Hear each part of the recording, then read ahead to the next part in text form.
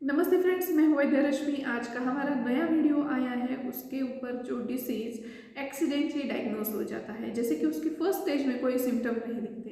कौन सा व्याधि है? उसका नाम है फैटी लिवर। ये फैटी लिवर एक ऐसा डिसीज है जो कि हमें पहले स्टेज में रहता है, बेसिक स्टेज में जब रहता है, फर्स्ट स्टेज उसकी, उसमें उसके कुछ सिम्टम्स नहीं दिखते।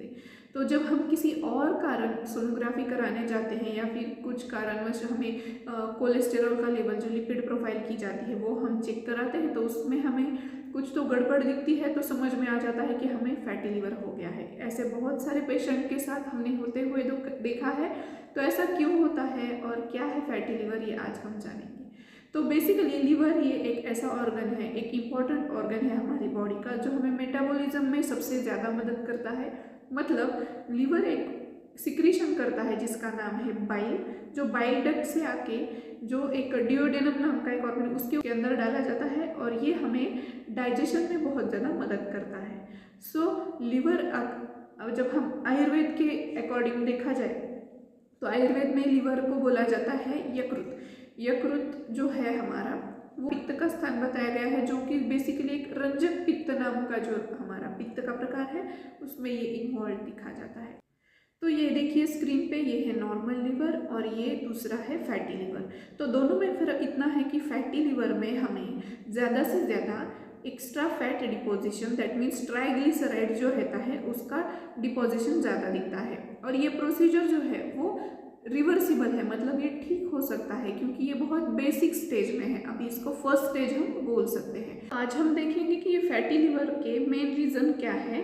तो सबसे पहला रीज़न हमें ये दिखाई देता है अल्कोहलिज्म, दूसरा दिखाई देता है ओबेसिटी, तीसरा रहता है कि इंसुलिन रेजिस्टेंस वाला जो हमें टाइप 2 डायबिटीज़ मेलिटस जिसको बोलते हैं, वो दिखाई देता है, और चौथा रहता है जिसमें हमें हाई कोलेस्टेरॉल लेवल दिखाई देते हैं। ठीक है, तो ये जो चार हमारे रीजंस हमें दिखाई देते हैं फैटी लिवर में, तो हम मोस्टली इनमें यही देखेंगे कि जिन जिन लोगों में फैट कंटेंट, मतलब ट्राइग्लिसराइड का लेवल ज़्यादा है, उनमें फैटी लिवर होना सबसे ज़्यादा हमें दिखाई देता है। तो फैटी लिवर एक ऐसा डिसीज़ है जो आगे जाके, जैसे कि उसके कुछ स्टेज रहते हैं, जैसे पहले फैटी लिवर, उसमें पहले हमें इन्फ्लामेशन दिखेगा, फिर बाद में उसमें हमें फाइब्रोसिस दिखेगा, फिर बाद में उसमें सिरोसिस, मतलब बहुत ज़्यादा स्कार्स तैयार हो जाएंगे, बहुत ज़्यादा व्रण तैयार हो जाएंगे यकृत के ऊपर, और आखिर के स्टेज में लिवर का फेल्यूर हमें दिखता है।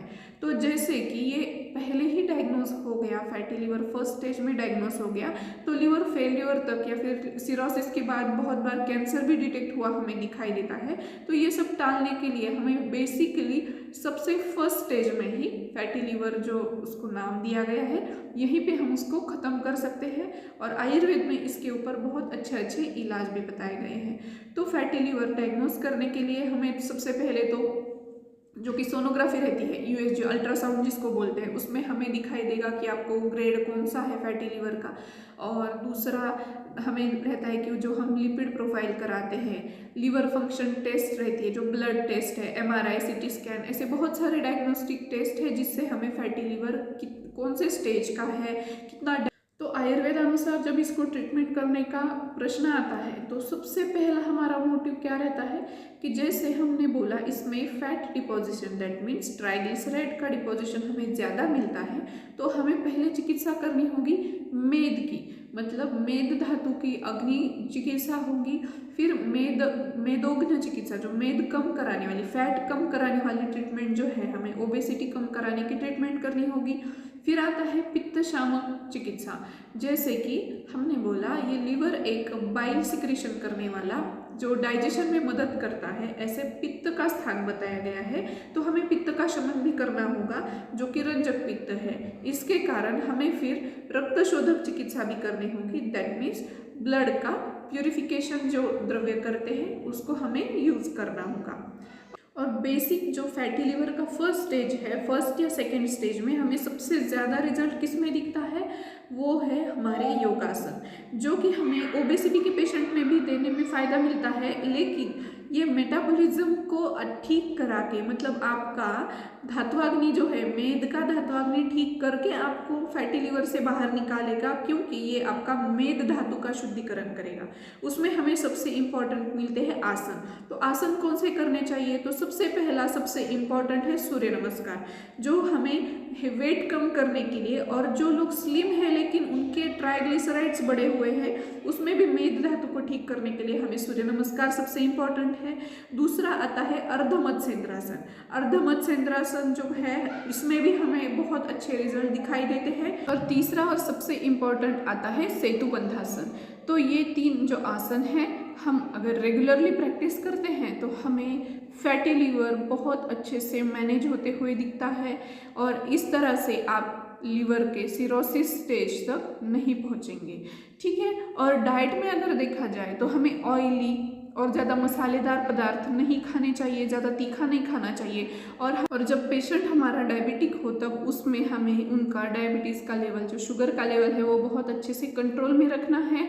और फैटी लिवर में और एक इम्पॉर्टेंट चीज़ हमें याद रखनी है, वो है प्राणायाम। जैसे कि ब्लड में से जब ऑक्सीजन लेवल ज़्यादा से ज़्यादा बढ़ता है तो कोई भी डिसीज़ बढ़ने से एक रोकने की कैपेसिटी बॉडी की बहुत ज़्यादा बढ़ जाती है, तो उसमें हमें प्राणायाम का भी बहुत अच्छे से रिजल्ट मिलता है। सो फ्रेंड्स, ऐसे रही ये फैटी लिवर की इन्फॉर्मेशन। तो आपको अगर ये वीडियो अच्छा लगा तो ये लाइक, कमेंट, शेयर ज़रूर करना, और ऐसे ही नए नए वीडियो के लिए हमारे चैनल